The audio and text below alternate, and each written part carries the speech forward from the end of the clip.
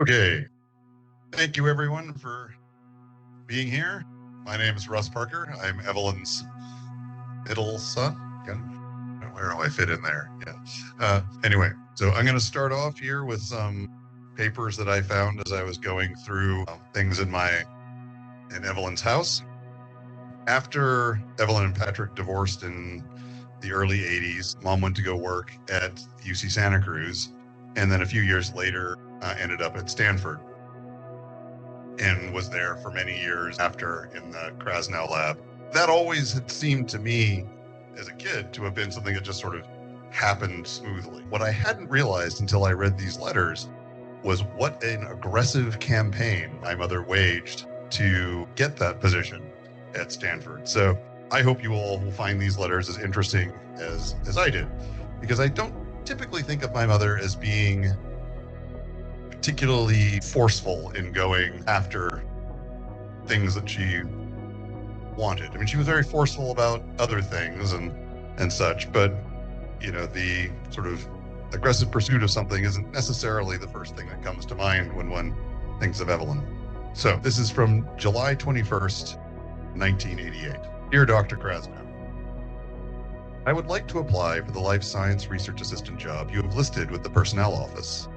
I believe that I have the qualifications and most of the experience you are looking for, and that I would find the job interesting and challenging. I have spent the last 3.5 years as the postdoctoral research associate in Jerry Feldman's laboratory at the University of California at Santa Cruz, using a molecular genetic approach to the study of biological clocks.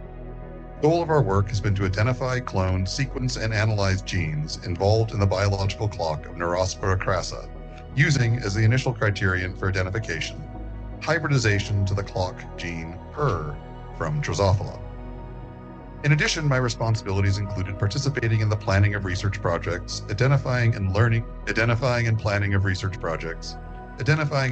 techniques required to carry out these projects, supervising graduate and undergraduate students in the use of these and other techniques, helping to write grant proposals, and running the laboratory in a logistical sense. I have experience in identification and subcloning of genes, restriction of mapping, restriction fragment length polymorphism, mapping, DNA sequencing, and computer analysis of DNA sequences, as well as with the basic techniques underlying these procedures. A whole lot of details, words that I necessarily don't understand. I have several years of experience with the safe use of radioisotopes and was supervising students in the safe use of radioisotopes. I worked with fruit flies in Colin Pittendrick's lab in 1982 to 1984. My experience with tissue culture, however, was 15 years ago, and was with human fibroblasts, not with invertebrate cell culture. My central interest is in genes and their role in the occurrence, timing, and regulation of events in cells and organisms.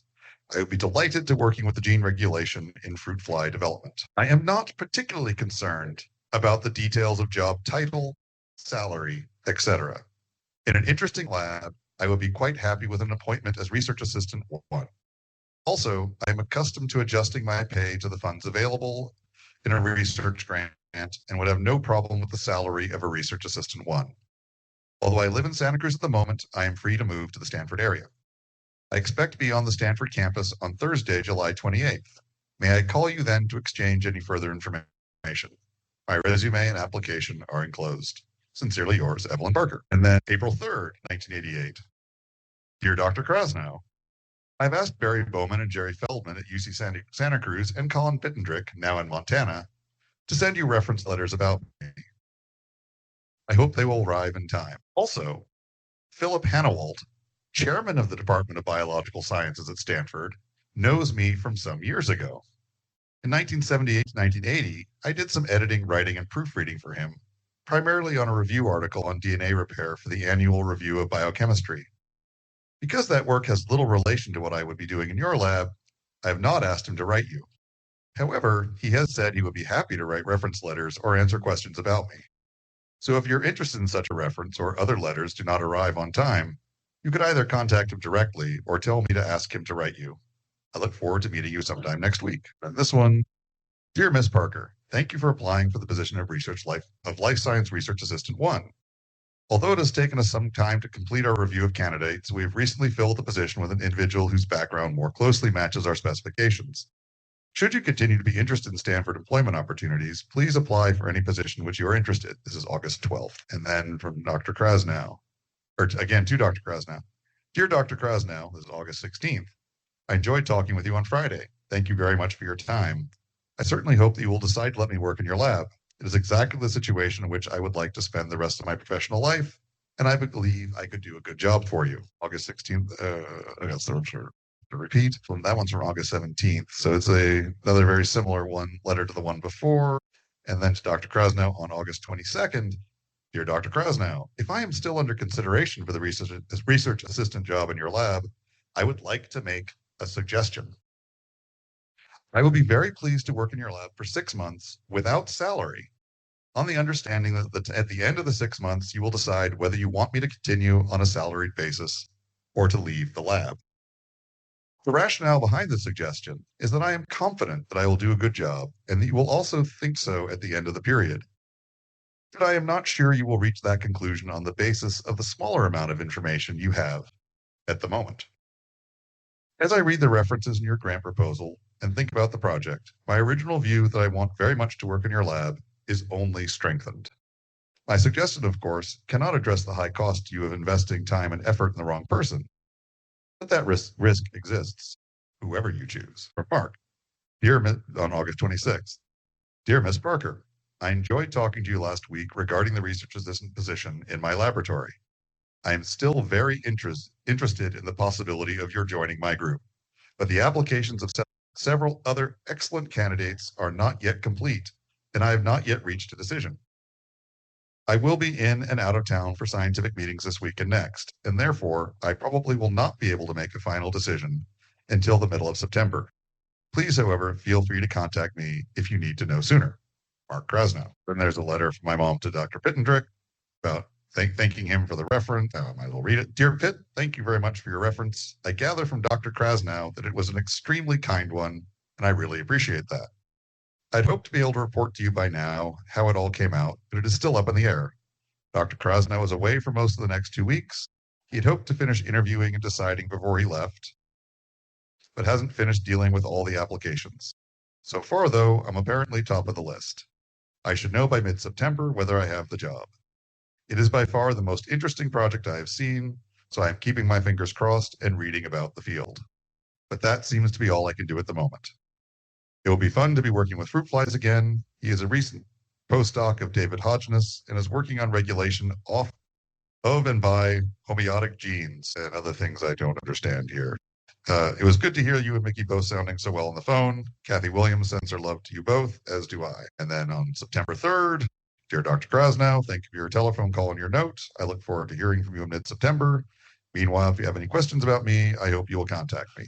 And that's the last of the list of letters that I have here. However, as two folks here from the Krasnow Lab know, my mother did, in fact, end up being hired by Dr. Krasnow and spent, I don't know, 10, 15, 20 years there. I don't know how long exactly she was at the Krasnow Lab, but it ended up being every bit as interesting as she thought it would be and was where she worked the remainder of her career very, very happily at Stanford. And then after retiring, kept coming back to the lab, for, reunions and things like that. So Daria, Jared, who wants to go first? All right. My name is Jared Manning. I was in 1989, so about a year after Evelyn came to the Krasnow Lab, I flew for only my second time out of the country away from Ireland and landed in California as a totally clueless new graduate student. And Evelyn, I think, was probably the most influential person, maybe tying with my PI. And all graduate students become bonded to their PI, whether they like it or not. So that's kind of a non-optional thing. That's okay. Nobody else can either. So I can speak a bit for, I think, what was common for everybody in the lab. And what I keep hearing and what people mentioned on the emails was Evelyn was a lab mom. And so she listened to everybody. And she had a wonderful way that as graduate students, we would squabble and we would feel hurt and we would have dramas. And she would listen to everybody, but she wouldn't always agree. She would show us a path out very gently. So she had an enormous influence on maturing us from young and clueless to, just a little bit of wisdom. Daria started the same year as I did, and we realized that we're now the age that Evelyn was when we joined the lab. And we thought she was really old, not anymore.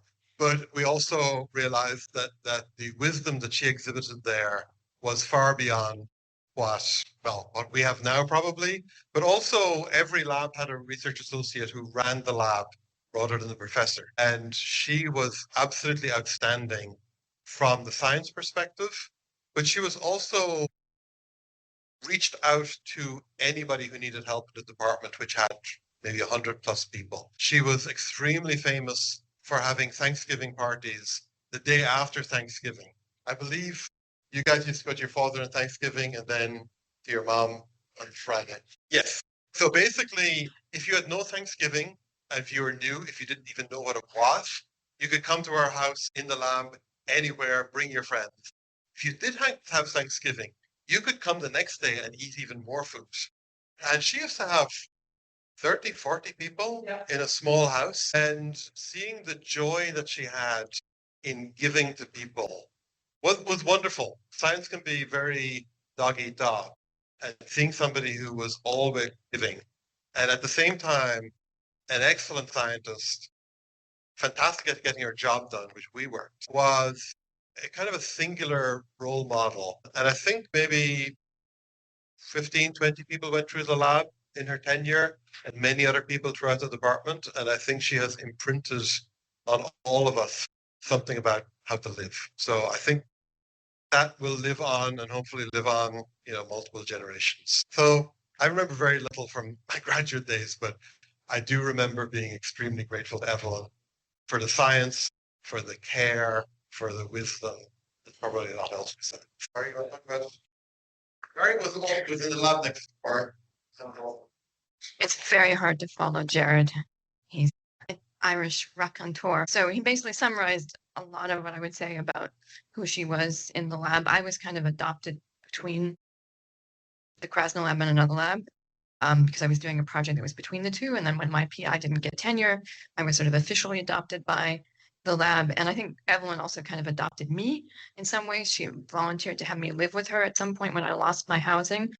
And so I spent, I don't even know how many years. Do you remember how many years? It's 4, I think. Yeah, many years living with her. And she was incredibly, generous and kind and willing to be like, which person of my age would love to have a 24-year-old show up and with very strong opinions, which I do have and did have, about, how the dishwasher should be loaded or what we should be eating or what party we should be throwing. And she just was excited to have me in the house, was open to everything, and really the same care that she took in the lab, she very subtly also took with me. Although I wasn't at the age to necessarily realize it, but in hindsight, I see how much she was kind of making sure I was okay in different ways. She had this love of celebration with her Thanksgiving parties, and she embraced that also with me being in the house. And so we had so many wonderful parties that were joint. And the final one I was remembering, I was talking to Karen, was when the house that we were living in was bought by someone. And this was at the beginning of the Silicon Valley takeoff, where it became clear that somebody did not think this little cute, beautiful Mediterranean house what they wanted. They wanted a McMansion, so they were going to just destroy the house. So the party was to take a sledgehammer to the walls and celebrate, all the life that had been in there. And this she embraced, and with great fervor. And so my memory of Evelyn is somebody who was incredibly generous and caring about the world and wanted to contribute in any way she could, was very, very, very intelligent, and was amenable and flexible with the new aspects of life that came upon her from whatever direction that it did. And I enormously appreciate all that she was for us in the lab and for me in my time living with her. Next, speak at once. Russ, is it possible? Cool. Is it possible for us to speak from the? My name is Nick, and I have a very kind of a special story with Evelyn. And if you believe in fate, it will prove it. If you don't, your belief in coincidence will be prove it. But I'm Evelyn's oldest son, and I didn't meet her until my 30s. I was adopted at birth, and at the time I met her, I had a job traveling 19 states, and I was called at 9 o'clock in the morning from a roommate that I had. I was just over a divorce, and the roommate said, "Your mother is trying to get a hold of you." And I said, "Oh, I'll give her a call." And he goes, "No, I mean your natural mother." So at 9 o'clock, I got this message. She was at the lab. I called at noon, or I called right then to talk to her, but she was in the middle of something, and she called me back at lunchtime at noon. And at the time, I said I was, it could be in 19 states. I was 12 miles away. I was working in San Jose that week, and it was random that this happened then. So from nothing in the morning, by 6 o'clock, I was walking into the house on Tennyson. You were a roommate then. And we met, we talked for hours. We went to Vietnamese, or I think it was Vietnamese food. And there's this theme in her life of Asian food and my life of Asian. I mean, the coincidences were amazing. We continued to talk. And an interesting thing, I mean, think for a moment, if you're meeting, and I'll elaborate on this to anybody that wants to talk about it. When you meet your mother for the first time in your 30s, and you want to indicate this is a wonderful thing, how do you do it? Do you shake hands? Do you hug? Do you kiss? What do you do? Well, the only way it worked for me, it was just accidental. I brought some flowers to say, this is a good thing, and that crossed over that moment. But so since then, I've become a member of this family. I've had the good fortune to have had her as a wonderful, wonderful mentor and mother. And I mean, it's really been tremendous that I can just stand here and say hello to all of you as someone from the outside coming in and being welcomed. People have said how her heart was effusive. I'm living proof. And so thank you all for listening to my little story and knowing who I am. No, I'm living proof. Yes, you are. I met Evelyn when I was 16. I was a little ragamuffin street urchin, and she took me in and had me work in the home and help care for the house and the garden and Russ and Karen, and trusted me implicitly with everything. Not only that, she told me I was amazing and wonderful, and everything I did at the house, she was like, "Wow, I can't believe you did that. That's how'd you know how to do that?" And she just made me feel like I do have value. I do exist in this world, kind of. She was amazing, just simple things. And it was very unabusive, but she just would drop these little pebbles of affirmation in my life. And we were friends. She invited me to be part of the family. Basically, I was included in family dinners and festivities and holidays, ski trips, and just had, she was, and oh, yeah, was the family I didn't have for myself. So to be included, when she would travel, she would bring me gifts like a mom would bring a daughter, which I didn't have that. She was that person for me.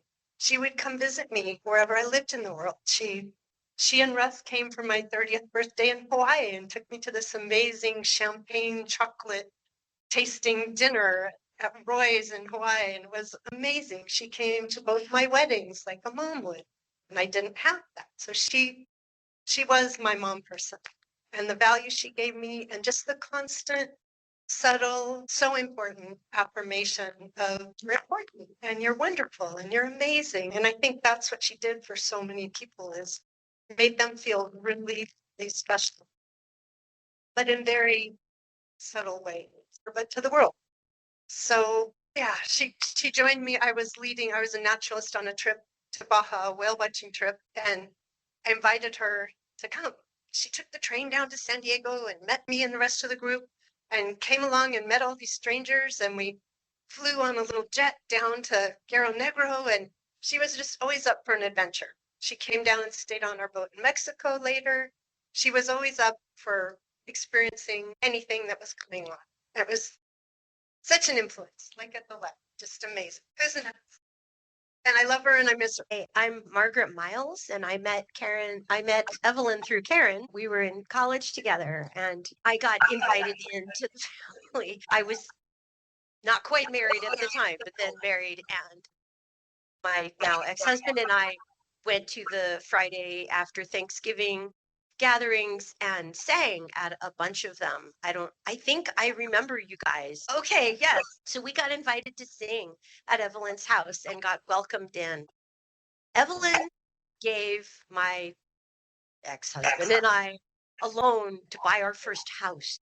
We were both up and coming professionals, and it was early 90s, and we just couldn't quite get a handle onto having enough money to buy a house. And she gave us that last 10 miles that we needed. We paid it back every cent plus interest. But that kind of trust and that kind of support to someone who isn't really a member of your family, but you're willing to do that, I will never forget that. That was life-changing, literally. So my condolences to the family. And I used to get calls from Evelyn every couple of years.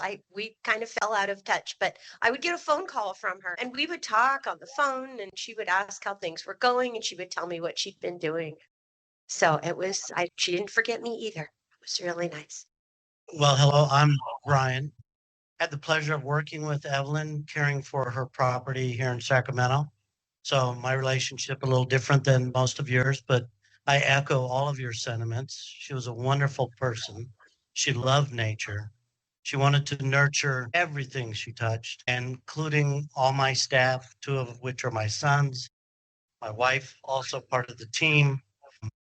She was always pleasant on the phone. She was one of those pleasant people in our lives that made it great to do what we do and help her take care of those things. So it was a pleasure knowing her for all these years.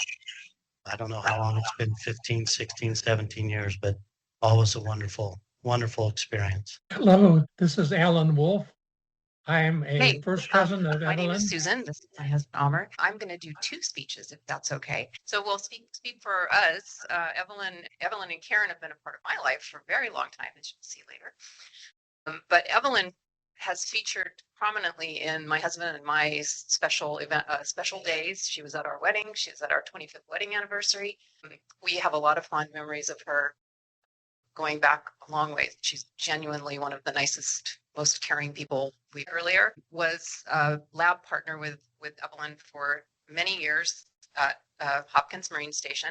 And my parents couldn't be here today, but my mom wanted me to read a little something that she wrote. So my mother now, is saying, I first met Evelyn when she brought Karen to our house.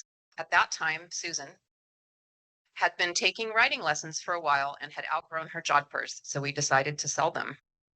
Threw up for sale notice on the bulletin board at the Naval Postgraduate School. That information reached Evelyn. So she called us about it. Karen tried on the jodhpurs and they were a good fit. Much to our surprise, Karen, at about 7 or 8 years old, we think, pulled out a checkbook to pay for them. That was the sort of forward thinking Evelyn had given her children. Much later, I met up with Evelyn again.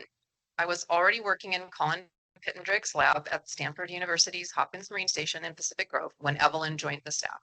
She was always upbeat and helpful, very knowledgeable, and willing to aid those who needed anything, and always contributed to the many events that were held at the station. When Pitt retired, a grand party was held for him at Timberline Lodge in Oregon.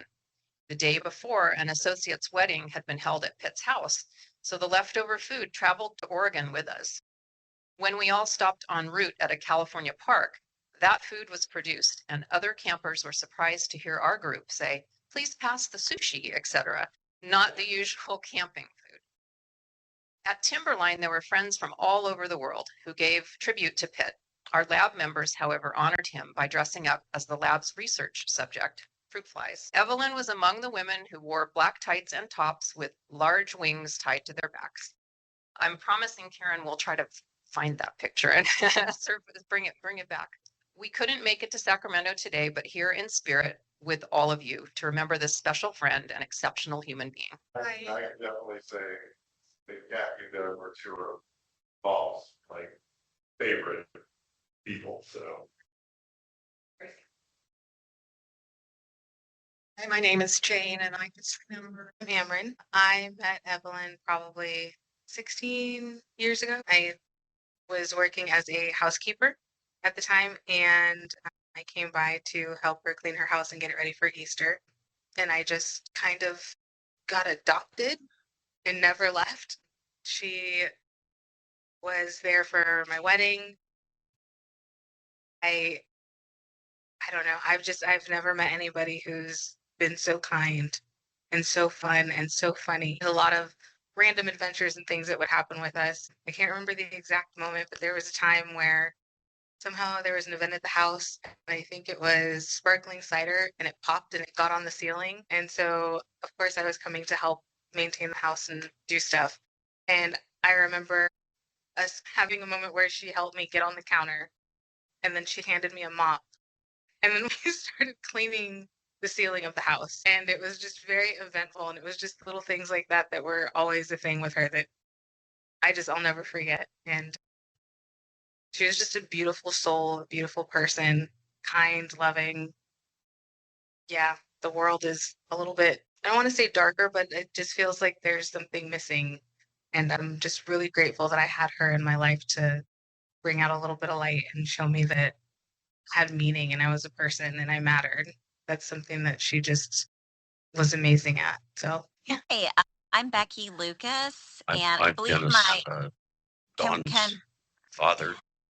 Dawn was married to Russ for 10 years, I think. And we got to know Evelyn quite well, not nearly the number of experiences that everyone else has had with Evelyn. But what amazes me is how, I was going to say how lucky you were to be members of her family, but it sounds like everyone was a member of her family. Thank you. I'm Dawn Heller. Yeah, like that's it. Russ and I were married for about 10 years. I don't have anything planned, so all I can really say is Parkers have been a fantastic second family for a long time. It's though admittedly I haven't seen a lot of you for about 20 years. But Evelyn, yeah, she was a fantastic listener and very generous, both with time, with I stayed with her for about a year, I guess, when Russ and I were having a hard time. And I can't think of anybody who I could think of as a better role model. So I guess I'll just. Hello, everybody. My name is Wa, and I'm very lucky with Karen and Evelyn. My story about Evelyn is I know Karen first. And then after that, Evelyn moved to near Karen. And well, first, my husband is he handyman, and Karen after Karen got out of medical school, and then hired my husband to fix her house. And then after that, she needs a housekeeper. And here I am, And then after she married to Dominic and have all the children, and I have to raise the kid. So after that, Evelyn moved to next door to Karen and come to be friends. One day, she asked me to go with her to San Francisco to the trip, the no-day trip. And then, so we went to Vallejo, take a ferry and go down to 39th ferry. And then we walk around, and she asked me, well, before that, she have a lot of Vietnamese boys living with her in Monterey. I didn't know, but she asked me to say, did you know somebody named Mr. Chong? And I say, I don't know. You write out the name, and if I can recognize it, I will know. And then after that, so she wrote out the name, and I said, yes, I do know him. He is high rank Navy. Is he like a captain in the boat, high. So Mr. Parker, the one is supposed to be consultant advisor of whatever, they both friend with, together. So then she asked me, so, after story short, his the captain of the boat. His girlfriend is live next door to my house. It's been now, a million people. Here I am. It's, like something happened to, connection. So I say, yes, I do know the lady. I don't know the wife, but I know the mistress. So the mistress is every time he came in to, invite her out, and whole neighbor know it because he had like a, big truck, and a lot of people come in and take her out. So I do know that her, but then after that I contacted that lady. I talked to her, and she talk about it, Mr. Tom, all the time. The captain, and then so then after that, Evelyn, we go from place to place. Like we went to Napa, hot air balloon with her, fly a hot air balloon. I enjoy to go with Evelyn and talk to her, and enjoy all that today's trip with her.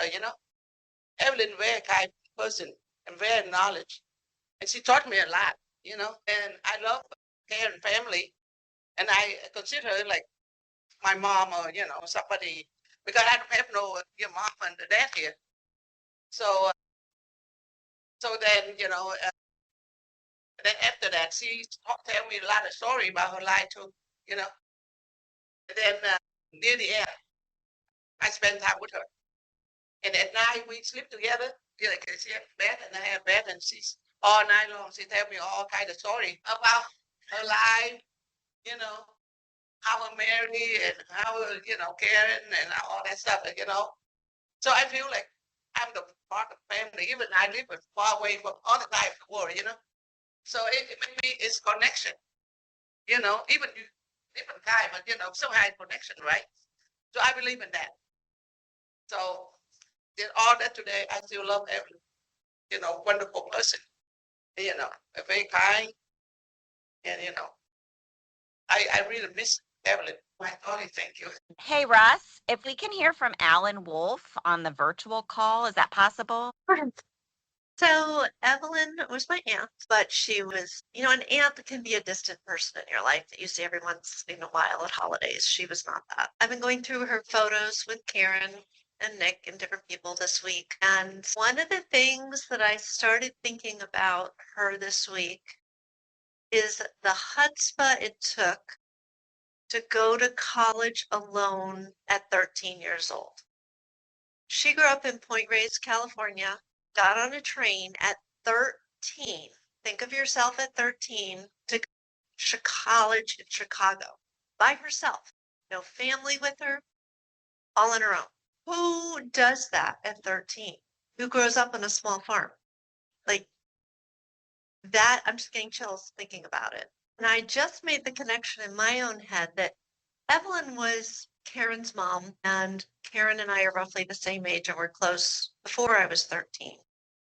By the time I was 11, 12, I was a latchkey kid in New York. My siblings were much older. My parents were having problems, and I was home alone most of the time. So summer was not a good time for me. And somewhere around 11, 12 years old, we figured out that if I wanted to get on a plane in New York and come all the way to California, I could spend summer in Carmel Valley with Karen and Evelyn and Russell and ride horses. All right, what kid in New York would not get on a plane by themselves and come to California to ride horses summers? Let alone with a cousin who was also one of my best friends in the world, who shared my love of books, my love of chocolate, and my love of animals. I mean, it was a no-brainer. Patrick was around, but rarely. He was mostly in Washington those years. So it was really Evelyn, Karen, Russ, and I on the farm for 6-8 weeks for quite a few summers, and the 3 horses and the dogs and the goats. And it was heaven on earth. And Evelyn was a constant presence there, but she wasn't in our faces. Like Evelyn had rules. You followed Evelyn's rules. They were very intelligent rules. If you'd just been out riding all day, you stripped off your pants and put them in the washing machine before you came to the house so you didn't bring in poison oak. They were very smart rules. You put snails in a thing of corn for a week before you ate them because you didn't want to get the rhubarb leaves poison in the snails before you cook. They were really good rules. They were not some New York mom rules. Sorry, mom. You know, they were very down to earth rules. And she gave us the kind of freedom, not the kind of freedom she had to get on a train at 13, but a hell of a lot of freedom. We would pack a lunch, get on the horses, Karen and me, 12, 13 years old, and be gone for 8 hours. No cell phones, no communication, up in the woods, down to the beach, us and the dogs and the horses. Like that was unheard of where I was growing up.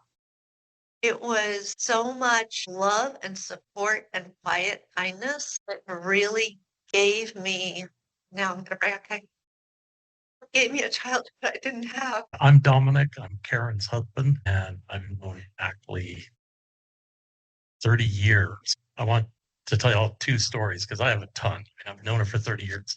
She's my mother. It's been my mother-in-law. It's been a great mother-in-law.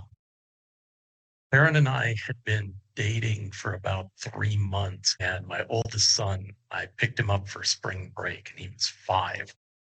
And we went to the house in Menlo Park, and this was the first time Evelyn was meeting Jaron, and she took off with it. And she was gone for 2 hours and came back, and Jaron had a styrofoam cup with newts at the bottom. And she had taken him to a park that has a big, I think it's a cistern, and has newts in it. And she was so excited about it. He was so excited about it. And I thought, okay, this is going to be great. She helped me. Karen is a ER doctor, and early on with our kids, I had multiple kids in diapers trying to deal with them when she was doing 12-hour shifts. And Evelyn would come over, and a lot of times we would get the kids in bed and sit down, and she loved baseball. And she and I would sit and watch baseball. And back in 2000, the A's, this is where, if you ever heard of the movie Moneyball, this is from that season where they won 20 games in a row. And one of those games went to, it was either 26 or 27 innings. And it went until almost 3 in the morning. And Evelyn and I had gotten the kids to bed and we're watching that game. And it got to about the 18th inning. And I said, Evelyn, I don't know if this is going to be over. And she said, yeah, but we kind of got to watch it. So we watched it to the end. And the A's did win it. But she was a great mother-in-law. It was great having her next door. She went to all the kids' back to school nights. She would go to the band, the concerts, baseball games, soccer games. I mean, she was very much into it. And one of the biggest things for her, and one of the most exciting things, was when my son Jaron got married, and then when he started having kids. And the thought of having great grandkids was just hugely exciting for her. And I know she wanted to spend more time with them. But unfortunately, by the time they were coming along, she was starting to decline. But she was a great mother-in-law. So I was incredibly lucky to have Evelyn as a mom. And it took me a while to realize that not everyone was as open-hearted and generous and accepting as she was. But the longer I've lived, the more I realized she was very extraordinary. And she also brought a whole lot of very extraordinary people into my life because she welcomed so many people into hers. One of the things Daria mentioned, the day after Thanksgiving parties, and Jared, she had several other parties that she would do. She had a pumpkin carving party that she would do. She would have a Christmas tree undecorated party that she would do because she loved decorating the Christmas tree, but undecorating it needed a party. And she wasn't very religious, but the sort of family togetherness of Christmas she really valued. And one of the things that I brought up here is a bunch of her Christmas ornaments. If people would like to take a couple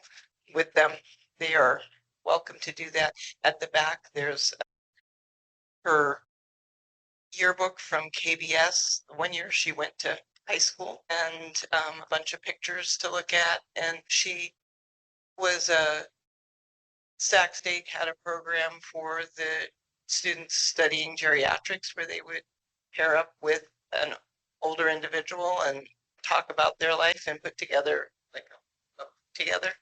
And she did that she volunteered her time for that. She was really happy to work with students again. And that book is up there as well if people want to take a look. I don't know what I'm going to do without her in my life, but we'll figure it out. Just be grateful I had her for as long as I did. My name is Sav. I'm one of the grandkids of no blood relation, and I've been kind of reflecting on memories of her. I was chatting with my husband Connor. I was like, yeah, one of the few rules I remember having at her house was there was food was only in the kitchen, and you couldn't eat food in the eggplant. And he was like, the eggplant, which was her minivan that was purple and I think like sparkly. And I've just been kind of going through a lot of those memories and thinking about stuff, and realizing I'm still learning from them. She's still a role model for me, and I continue to get more from those memories and experiences. My name is Russ, and I certainly knew to a degree how fortunate I was, and how well I selected my mother was before being born. But that realization grew stronger over time. It was something that as I was growing up, I certainly did not have the same realization of as I did as time went on. And certainly as I've heard all of you and talked to people over the last 4 months or so, realizing, well, I knew a number of the people who my mom was also a mom to, not realizing how many there really were. And, I certainly knew that, she had a special empathy and sympathy for those who also had been married to Parkers. Evelyn loved Dawn. She loved Dominique, my brother's ex, and sort of everyone who shared that unique experience of having been married to a Parker at some point in time, but also how many others that, it's like that she encountered who she would try to make their life better. So I think a lot of people will miss her. I certainly do. But she had 88 years, and she made a lot of those years. And, it's great to hear everyone's memories and thoughts of that. And one of the things that's in the book back there that the gerontology department put together is sort of her academic record. And I remember reading through that and thinking, I always thought that my mom was a really good student. And, because I had the report card from when she was at KBS for 10th grade, when she, went there at 12, and she got a C overall, or C plus, I think it was. That just doesn't, and it was also double because C plus, and then it was like with honors or with academic honors. And then and I was like, this is in the 50s, and as I read more of the report card, then it had down below what the grades were. And, you'll because it's in there, so I don't remember the exact range, but 50 to 59 was an F, and then above that was, I think, for moderately, or no, P for passing.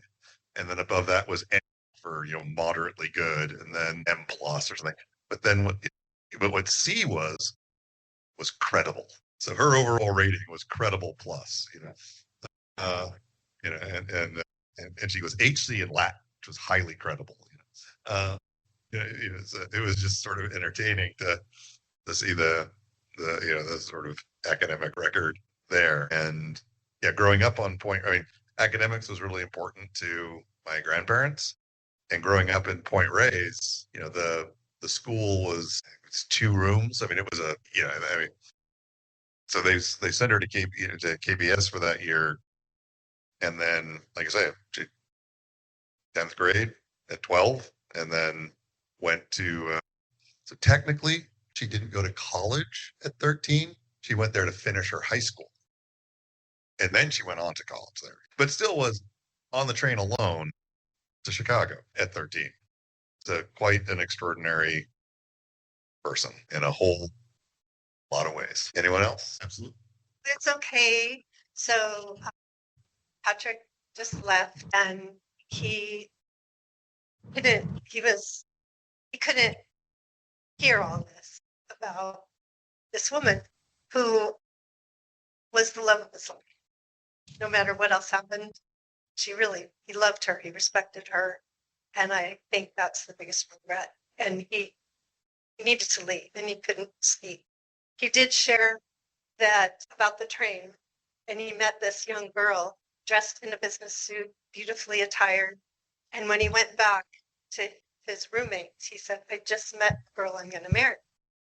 So he shared that, and I just felt like she was a really important piece of his life, and he obviously was an important piece of her life too. So that's all. I just wanted to say thank Evelyn. She was so incredibly kind to me. A very short addendum.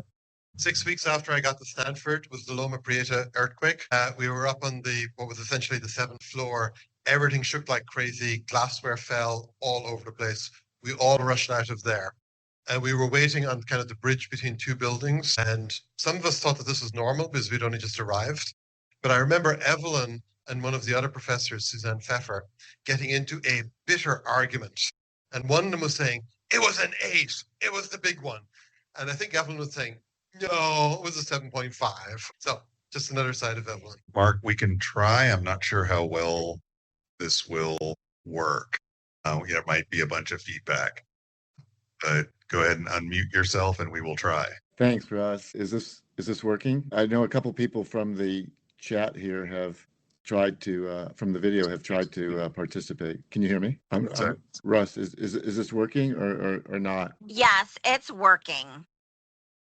I know it's working for those of us on the teams, but I'm not sure if it's working to the group there. We can hear you. But you can.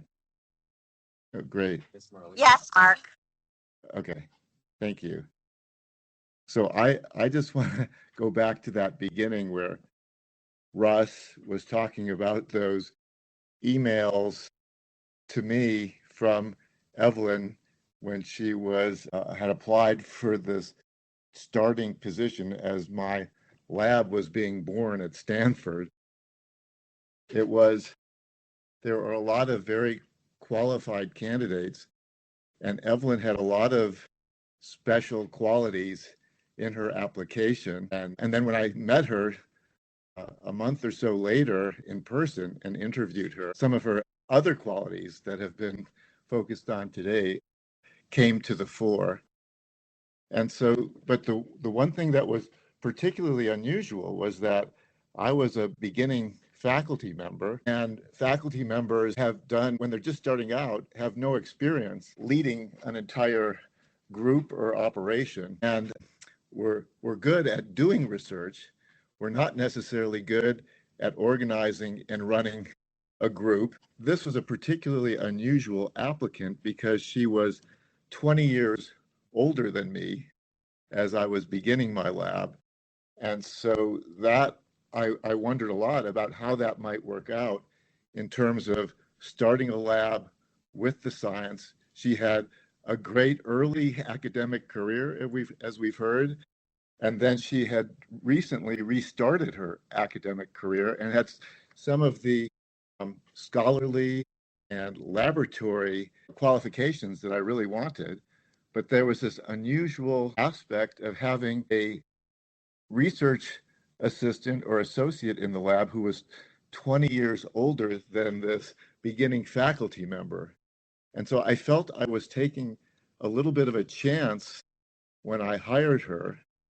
But as you heard early on in today from Jared and Daria, it turned out to be the best decision I ever made as a beginning faculty member, because not only was Evelyn a wonderful scientist, she was also, and even more importantly, the wonderful person that we've heard.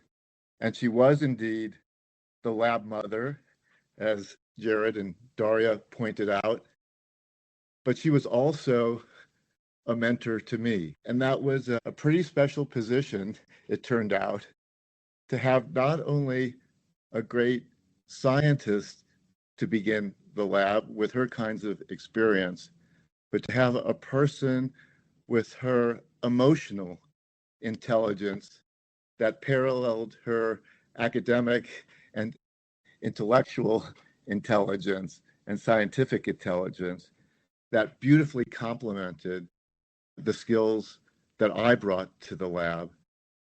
And I felt together, opening the lab and her helping me run the lab and mentor the students in the lab and mentor me about those soft skills, as they now say, that we were never taught in my entire academic career up to that point, and that are so critical in bonding a group of young scientists, including myself.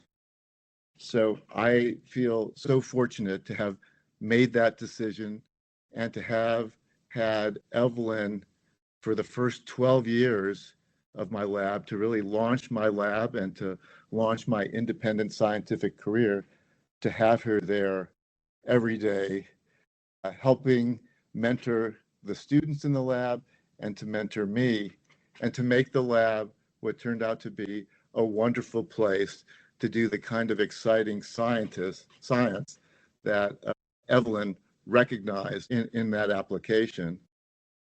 And it was very bittersweet when she told me she was going to retire after 12 years and move to Sacramento to be close to family and to grandchildren, especially. But the one nice thing about that was that Sacramento was on the road to Lake Tahoe, to the Stanford Sierra Camp, where we would have our annual biochemistry department retreat. So she would come with Marianne Diekman, another RA and mother in the department, and come, and we would have a reunion every year or every two with Evelyn and with the lab. And she got to know the students and the trainees in the lab even after she had retired, and maintained a wonderful relationship for many years, a couple of decades afterwards. I'm grateful to that entire period. I'm grateful to Evelyn and the wonderful memories that I and the entire lab have of that first and founding era of our lab. And I'm so grateful that she did come back to science to restart her academic career and then to begin my lab and to end her career, as part of the lab. Thank you, Evelyn. The memories are here and are here, and her spirit is here with us, in the decades since that she retired to family. Thank you, guys. She hugely valued the time that she spent there in the lab at the Beckman Center as well, Mark. So I'm glad that worked out very well for both of you. One of the things I was just looking for in this folder, and I remember reading it, but I guess it was in a different folder of papers, was a letter she wrote you while working for you, a reorganization that was being proposed of the office supply, and I guess not just office supply, but lab supply cabinet that was sort of shared communally by a number of labs there, that I guess a new office manager or something was coming in and wanting to make it much more rigorous, and how she was strongly advocating to you that you stand firm on the sort of communal nature of it. And I mean, the wording of it was quite wonderful. I wish I had it in this folder, but I don't know if you remember it. I don't remember the letter, but I remember that episode. But I think the greater thing, and the thing that came out among all the family members here, was Evelyn's wisdom. And I think she knew just the right words at the right time, and even when to write a letter. And the same thing in her application to me, in that series of letters that you wrote during the whole interview process and review process of applications. She had wisdom and emotional intelligence that I so valued and benefited, and the entire lab benefited from, for those 12 years together. Anyone else who's on the Teams call want to say anything? This seemed actually to work. So Russ, I think Dominique Lalonde has something to say. go ahead, Dominique. You're muted. Do I have you muted or are you muted? I think you have yourself muted, Dominique. My name is Dominique, and I'm just want to share my gratitude to hear each one of you today. And Evelyn has touched my life and inspired me to be who I am. And I am forever grateful for all the way that she has seen me when I could not see myself, and the vision that she held for me, and all that we have celebrated all the way to the end together, the laughter, the space to listen to one another, precious moment that I cherish for. And Evelyn was, in France, we say beautiful mother for mother-in-law. And I never stopped calling her beautiful mother because she has been a ray of sunshine, wisdom, inspiration between an artist and a scientist. We had created an incredible connection, and for all the moments that I share with friends and family, my heart is bursting with compassion, gratitude for all that we have shared all together, and your family to me. And I know Evelyn always reminded me that friends, family, everybody's family, and I hope I can hold the legacy of heart that Evelyn has shown me for all who are from different walk of life and who need a place to stay, a Thanksgiving, a Christmas, and a place to be together, celebrate with one another. I miss her, and there is no over Evelyn, and I'm grateful to be celebrating her in every way that she is celebrating me in my life, and the chance that she gives me to really create the vision of my heart. And my heart unfolds all of you. And thank you. On the call want to say anything? Or I think I'll close the Teams meeting. I think anyone else in the room have anything they'd like to add? The ones that you need to turn the mic on, the yellow button, hold it. Working.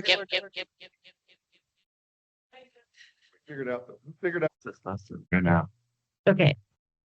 Sounds good. So Russ is my second husband, and decided that we wanted to have children. And we started pursuing that. And I unfortunately had a miscarriage with our first pregnancy. And I was very overwhelmed with grief. And it was clear that this was very overwhelming, and wanting to help me, but having no idea how to do that. And he like, I'm crazy, but we need to go to my mom's house. And I was like, what? It's like, I haven't met your family. What? And he's like, nope. We're gonna pack up Savannah. We're gonna say, I'm still pretty excited now. There was a warm hug. It was immediately like, to this day, I don't know if they knew I would be this spontaneous trip.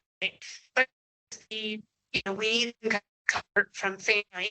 My mom had passed years, and my dad doesn't first. That was a place to go. Let's do that. I didn't know that, but it was true, right? And it was in that visit that you were accepted people for who they were at that face value, very different experience than my first mother-in-law. It was very judgmental and very passive aggressive on everything, right? So to have somebody who just accepted and welcomed you on that level was an amazing gift. An amazing gift. And it was kind of like, oh, I'd already just did, we're going to spend our life together. But if I get this family, that makes all the sense in the And, Sav had mentioned, she's from my first marriage, but there was never any doubt with Evelyn that Sav was her grandchild, right? It just immediate, welcoming family. And that sense of the house is a warm hug is how I think of her, right? And will continue to think of her. And then as, time goes on, I'm a scientist, she's a scientist, I'm a wildlife biologist, right? So wasn't particularly interested in fruit flies, but, we would talk about the ethics of science with animals, right? And how important those lessons were that she learned in the different labs that she worked in. And it was so fascinating and rewarding to me to have a personal relationship with her, but to also have this professional side, this connection on the science side, and this understanding of you do work on animals and you do things that are important and people may not understand, and there might be an impact to those animals, but you do that work in the way that minimizes that impact as much as you can for the value of the knowledge that you're getting, and understanding that passion and love of knowledge and moving the science forward. I've had lots of good, mentors in my scientific side, but I've never had somebody that was personal and that kind of professional scientific side in a person. And that was also really so valuable and meaningful to me. And I think goes to the comments that everybody has made about the blending of who Evelyn was, that mom, that quintessential mom and everything, the, accepting and loving people for who they are, and yet having a very clear drive on the ethical approach to work, right? And the need to have that ethical approach. And, as all of you were telling your stories, she spent almost every weekend taking Alton to the train museum because he loved trains, and Sacramento has a great train museum. If you haven't been, you should go. Right. And she would just spend hours with him as he ran around, got him his, membership, and just her involvement and engagement with all of the grandkids was just phenomenal. And I can only hope that I can emulate the wisdom she lived. I guess another thing I need to be grateful for, because I knew I'd worked hard at winning over the daughter and the dog. And Amy and I had come to the conclusion that we should try and have a child before I'd necessarily convinced her that, I would be part of her life long term. I don't remember exactly the phrasing, but it was something like, that, I felt that our, genetics would be compatible and you had good qualities that I thought might be well to breed to something that probably only one person on the planet would have responded to well. I don't even remember that trip. The degree of fugue that I must have been in, totally being normal, but I know we need to go to mom's. But I guess I didn't realize that, probably really was the dog, the child. Hadn't realized that it probably was and you get Evelyn in this deal too. Really what sealed it. So anyway, anyone else have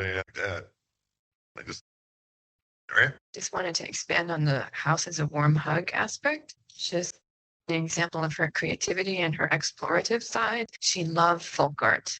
And so the house was decorated with these wonderful African masks. And she went to Oaxaca and brought back all these beautiful wooden animals. And she loved frogs, and people would give her frogs. And so it was like this, I can imagine for her grandchildren, it must have also been amazing to have this house that was so unique. Like everything in it was unique, and her warmth and it was a reflection of her desire to explore the world and see what was in the world brought in, and to be part of that kind of, I think, made you feel like you were experiencing wonderful things with the embrace of her hospitality and her kindness and her love of celebration and her love of entertaining and everything. So I hadn't thought of it that way, but that's an incredibly great way to talk about how she represented who she was in the space that she occupied.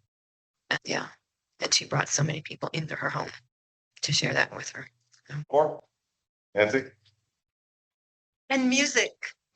She loved such eclectic, varied. She took me to, let's go to Berkeley and go see this Irish band. Let's go to Santa Cruz and go see this other, and she was always up for exploring everything. Just so curious about life, not just science, but just that curiosity on the intellectual level, but also on the cultural level of the art, music, everything. And her house was like a museum, so interesting, and just opened my mind to so many things, possibilities in life, and art and music and culture and food.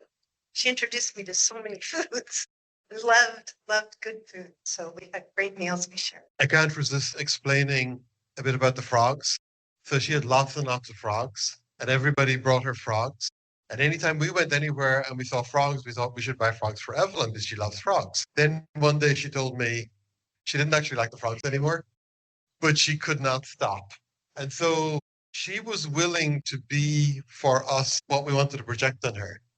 And that made me think of something broader, which I was always kind of amazed by the contradiction that she had this genius level, stellar breakthrough, Chicago at 13, PhD in Berkeley, postdoc in the 50s as a woman. And then she had a very different life as a mom, and then, as Mark said, re-entered academia. And the scientist in me says, why wasn't she a full professor? Why wasn't she the head of some organization? Why didn't she get the Lasker Prize? And all of the things that, as a scientist, you're trained is a rat race of survival. And today's discussions are the answer to that, which is that whatever changed in her life, she found that there was something at least as good and maybe a lot better by transforming so many lives here and so many lives of people who are not here. And I think that's another lesson that when everybody zigs, there's nothing wrong with zagging and doing your own thing. And I think she was true to something that was very fundamental, probably when she was 13, of her character, and that she just gave herself again and again and again instead of the career option of building up yourself, which she could have done, had the talent, had the skills, had the training to do that. So that frog thing reminds me even more of that. If anybody else wants to speak, feel free. Otherwise, have some cookies and cake. And enjoy chatting. Her cookies are from her granddaughter Savannah's newly opened coffee shop, which she was asking every few days when it was going to open up, and unfortunately was not able to go to see the opening, but she would be very happy to know that people were able to taste the cookies here. Thanks to everyone who's online. I think I'm going to go ahead and close the meeting out, and the recording will be up and I'll make it available for everyone here as well.